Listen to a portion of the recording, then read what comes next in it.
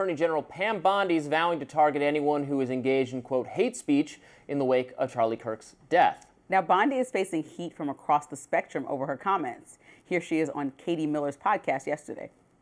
There's free speech and then there's hate speech. And there is no place, especially now, especially after what happened to Charlie, in our society. Do you see more law enforcement going after these groups who are using hate speech and putting cuffs on people so we show them that some action is better than no action? We will absolutely target you, go after you, if you are targeting anyone with hate speech, anything, and that's across the aisle. Fox News' Britt Hume wrote on X, someone needs to explain to Ms. Bondi that so-called hate speech, repulsive though it may be, is protected by the First Amendment. She should know this. Bondi, however, took to X to defend herself this morning. She wrote that hate speech that crosses into violence isn't protected by the First Amendment and that the era of calls for assassinations and cheers for political violence are over. Meanwhile, the suspect in Kirk's assassination, Tyler Robinson, is set to appear in court today. FBI Director Dan Bongino revealed that based on Robinson's digital footprint, he had, quote, an obsession with Charlie Kirk. Bongino also said that Robinson displayed multiple warning signs before the shooting. His coworkers, for instance, said that he detached himself when politics came up and would walk away. Here's the FBI Director Kash Patel on Hannity last night with more information on the suspect. But I will say what was found in terms of information, a text message exchange where the suspect specifically stated that he had the opportunity to take out Charlie Kirk and he was going to do that. And when he was asked why, he said some hatred cannot be negotiated with. Moreover, the Washington Free Beacon's Aaron Sabarium's reporting that the FBI is investigating social media posts that appeared to have some sort of foreknowledge of the assassination. The Free Beacon writes, quote, the post, one of which referenced, the date of Kirk's assassination, September 10th, more than a month before it took place. They were all deleted in the days following the killing. Several of the accounts appear to belong to transgender individuals, and at least one of them did follow the suspect, Tyler Robinson's roommate, with whom Robinson was allegedly in a relationship on TikTok. So that is real interesting information. Now, I want to urge some caution here because I saw one of them, but was an account that says every day says something bad's going to happen to Charlie Kirk, something bad's going to happen to Donald Trump, something's bad. So if you say that every day, this is how magicians win in those little games where they'd say, does someone in the room have a relative whose name is John? Starts with an L or yeah. Right. It's this law of probabilities, you eventually get there. Now, it could be, however, though, that the suspect, Tyler Robinson, talked about doing this with these people, transgender individuals. His roommate/lover is alleged to be a transitioning individual. So that's possible. And if people had foreknowledge, doesn't necessarily mean they were involved, although they cough had some duty to warn, although maybe they thought it was idle talk. Who knows? So definitely has to be looked into. Right. Could be less than meets the eye, is all I'm saying.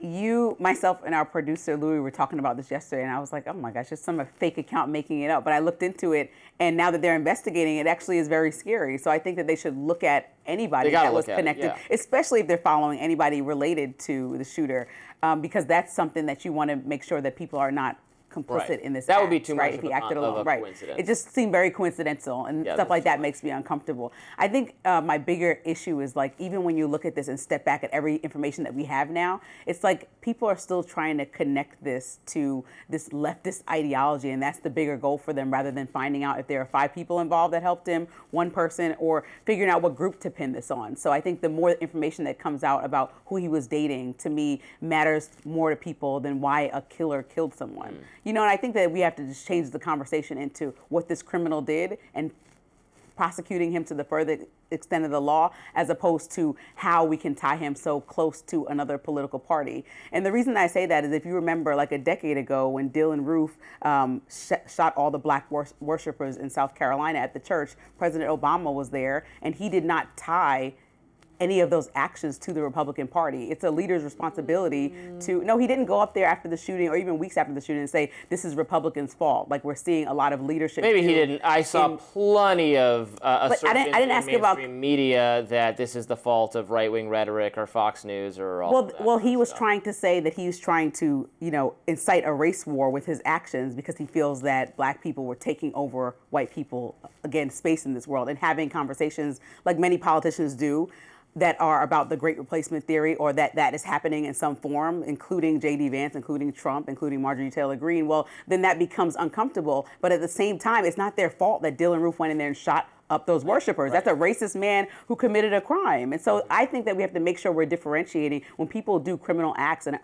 have major issues. We need to prosecute them to the fullest extent of our law and find a way to bring the country together to say we condemn this violence. We appreciate civil discourse, but we condemn this violence. Well, and to what Pam Bondi there, what she was saying about hate speech, which was nonsense, and everyone called her out for it, including a lot of people on the right. I'm going to read a rebuttal to what she said.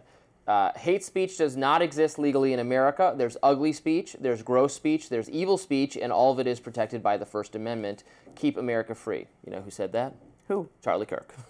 Wow. So she got that one really wrong. And then when she said it's only, well, I just meant violent speech. Well, okay, specific threats of violence. If you say we should kill this person and here's how we're going to do it and when, that loses protection. That's what the Supreme Court has said. But just calls to overthrow the government, general, vague, harsh, violent rhetoric is not illegal or unconstitutional. So and I found it odd that J.D. Vance went onto the podcast last night and hosted it and didn't find a way to try to bring people together and not say that the worst of us online that are saying these things are the worst of the country, but most people he's seeing are saying that was a terrible tragedy.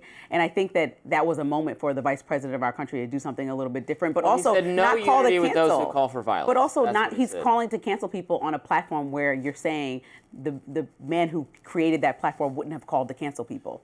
And those same people weren't called to be canceled that had somewhat or suggested racist that George Floyd needed to die. These same people should lose their job. If we're going to comb through everything negative that employers don't morally align with who they're hiring, we got to go through everything. Well, we can't start at Charlie Kirk. Between saying he calls for J.D. Vance, you can disagree with this, but J.D. Vance called for the cancellation of people who justified or glorified or celebrated violence.